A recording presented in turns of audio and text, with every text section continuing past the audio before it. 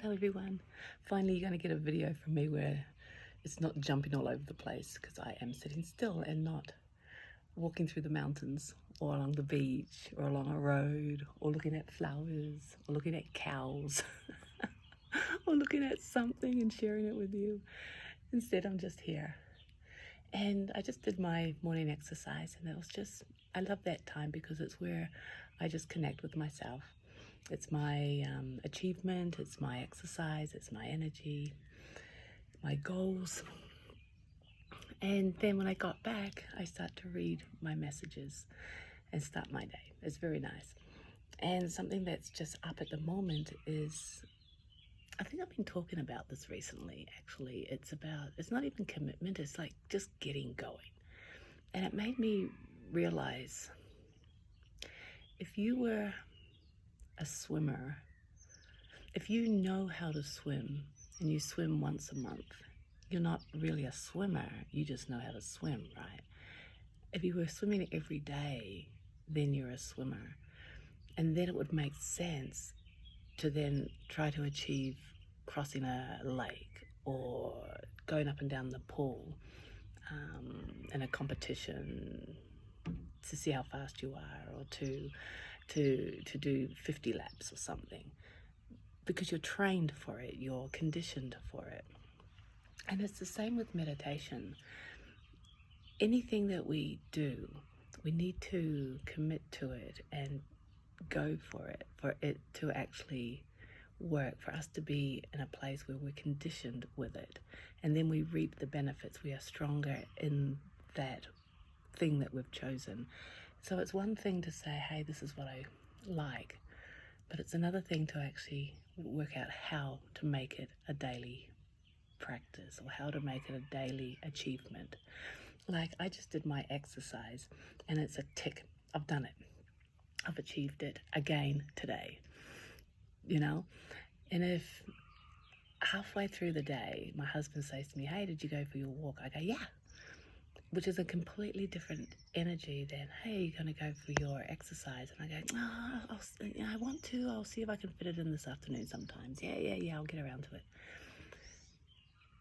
That doesn't hold the same energy. In fact, it's loaded with excuses and compromise. And in fact, we almost are allowing ourselves the back door, the way out, for us to go, you know what, I got too busy, I didn't have time. And it's the same with meditation. Meditation can be seen as something we should just slip in here and there, or something that works when I'm having a problem. Or it started off really, really important back then when I was stressed, and now I'm not so stressed, so now I don't need to do it. But it doesn't become a lifestyle if that's our energy. It then is just something we do, or did, because perhaps we're not doing it now.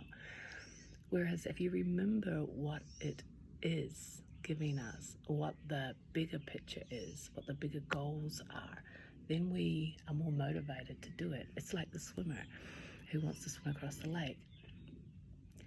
If you remember that that's achievable and perhaps something you really want to do, then you're going to condition yourself for it so that you can reap the rewards.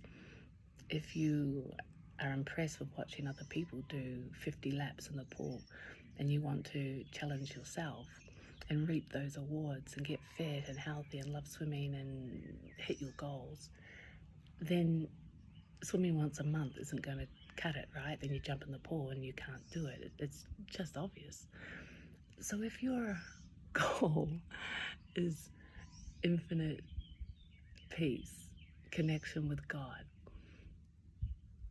eternal happiness for absolutely no reason, the bliss of this moment, recognizing the beauty of now, or even simply if your goal is to de-stress yourself, to realize you've got all these thoughts, and to realize the negativity is a choice and you don't need to be caught up in your negativity crap,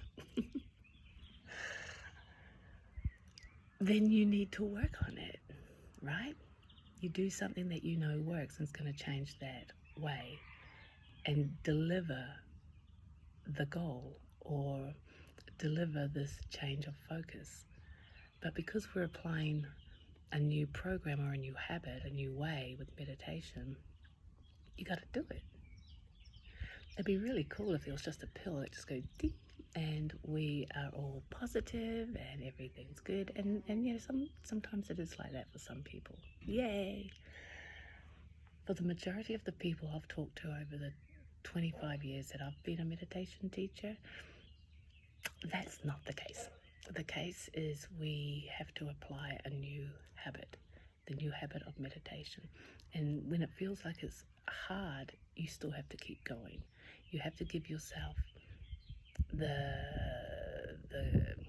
discipline to make it a daily practice, or to make it that important that you do it regardless of what your mind's saying.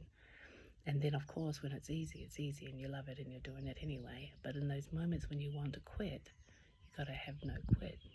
Because how do you then recognize the infinite and the greatness of who you are and the magic of this eternal moment if you're focusing on the negative thinking programs, you know?